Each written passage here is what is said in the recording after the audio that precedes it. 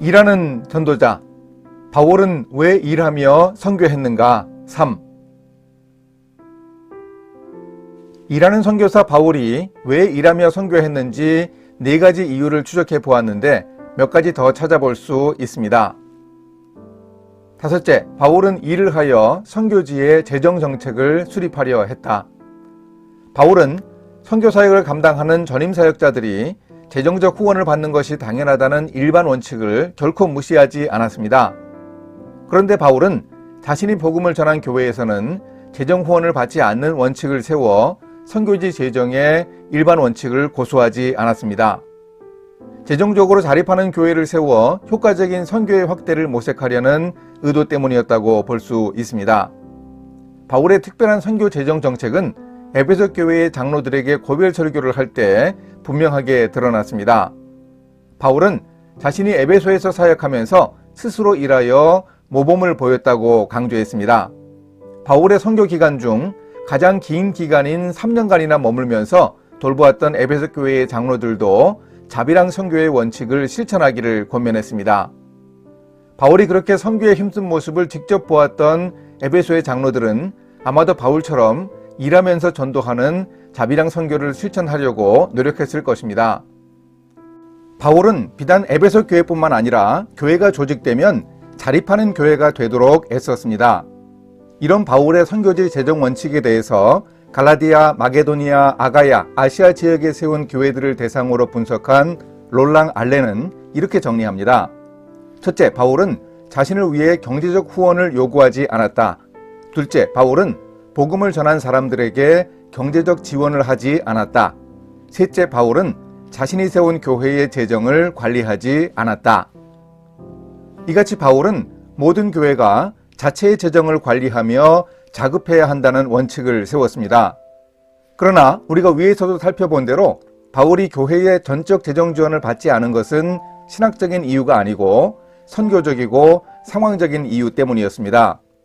안디옥 교회가 바울을 후원하지 못했던 것처럼 선교지의 교회를 위한 재정적 후원이 어려운 상황이기에 바울은 의도적으로 자비랑 선교 원칙을 세웠습니다. 6째, 바울은 이를 통해 영적 부모의 열정적 사랑을 보여주었다. 바울은 데살로니가에서 했던 선교 사역을 회고하면서 이렇게 말했습니다. 우리는 그리스도의 사도로서 마땅히 권위를 주장할 수 있으나 도리어 너희 가운데서 유순한 자가 되어 유모가 자기 자녀를 기름과 같이 하였으니 우리가 이같이 너희를 사모하여 하나님의 복음뿐 아니라 우리의 목숨까지도 너희에게 주기를 기뻐함은 너희가 우리의 사랑하는 자 됨이라. 여기서 바울은 유모의 사랑을 말하면서 복음만을 전하는 것이 아니라 목숨까지 기꺼이 그들에게 주려 했다고 합니다. 바울은 아무에게도 피해를 끼치지 아니하려고 밤낮으로 일하면서 복음을 전하였다고 덧붙이면서 열정적 사랑을 표현했습니다. 영혼을 향해 목숨까지 바치겠다고 하는 각오와 함께 소개된 복음만큼 확실한 사랑이 어디에 있겠습니까? 바울은 고린도 교회에서도 영적 부모의 심정으로 사랑과 열정을 다해 일했습니다. 보라, 내가 이제 3번째 너희에게 가기를 준비하였으나 너희에게 피해를 끼치지 아니하리라. 내가 구하는 것은 너희의 재물이 아니요 오직 너희니라. 어린아이가 부모를 위하여 재물을 저축하는 것이 아니요 부모가 어린아이를 위하여 하느니라. 내가 너희 영혼을 위하여 크게 기뻐함으로 재물을 사용하고 또 내 자신까지도 내어주리니 너희를 더욱 사랑할수록 나는 사랑을 덜 받겠느냐. 여기서 바울은 부모가 자식을 사랑하기에 무조건적이고 헌신적인 사랑을 한다고 말하면서 주로 재정적 측면에서 부모의 사랑을 다룹니다. 그래서 바울은 그들에게 폐를 끼치지 않으려고 애썼고 그들의 영혼을 위하여 재물을 사용하면서도 크게 기뻐했습니다. 고린도에서 바울이 일하면서 교인들의 후원을 받지 않은 일을 통해서 이런 사랑을 보여주었습니다. 그래서 바울은 그리스도 안에서 1만 스승이 있으되 아버지는 많지 아니하니 그리스도 예수 안에서 내가 복음으로써 너희를 낳았음이라 라고 말할 수 있었습니다. 7째, 바울은 일을 하여 목회적 훈계를 소신껏 하려 했다. 바울은 선교 활동을 하면서 일을 하여 생활비와 선교비를 조달했지만 때로 자신의 필요를 위한 재정을 후원받기도 했습니다. 바울과 빌레몬은 당시 그리스 철학자들의 재정 후원 방법 중 최선이라고 여겼던 후원자 관계였다고 볼 수 있습니다. 빌립보 교인들에게 여러 차례 헌금을 받기도 했습니다. 그런데 고린도에서는 유독 일을 하며 후원을 거부했습니다. 그 이유는 무엇이었을까요? 본래 재정적 후원을 받으면 그 사람을 향해서는 쓴소리를 하거나 잘못에 대해 야단을 치기가 쉽지 않습니다. 선의의 헌금이라고 해도 돈을 받을 경우에는 그런 부담이 있기 마련입니다. 바울은 고린도 교인들에게 많은 문제가 있는 것을 보고 그들에게는 재정 지원을 안 받기로 결심한 듯 합니다. 고린도 전후서에서 바울이 그들의 여러 가지 문제점에 대해 지적하는 내용을 보아도 충분히 알 수 있습니다.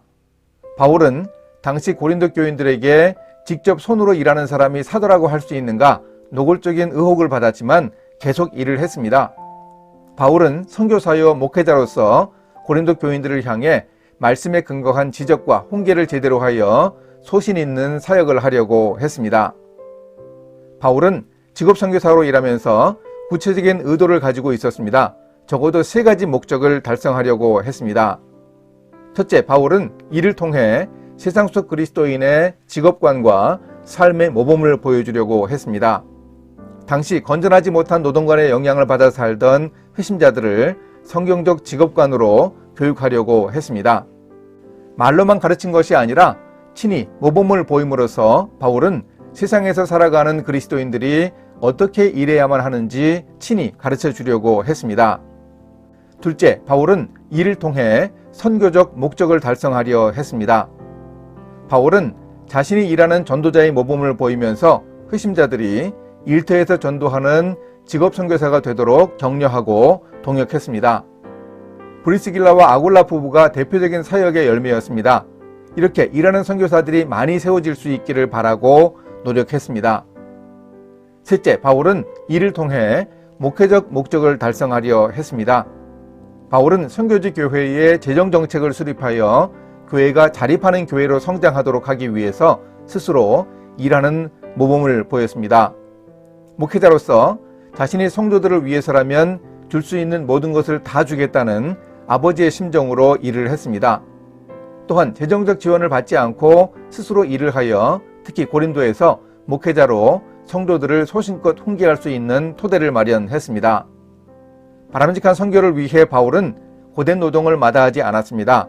바울의 의도를 잘 파악하면 오늘 일하는 목회자에 대한 신학적 근거를 발견할 수 있습니다.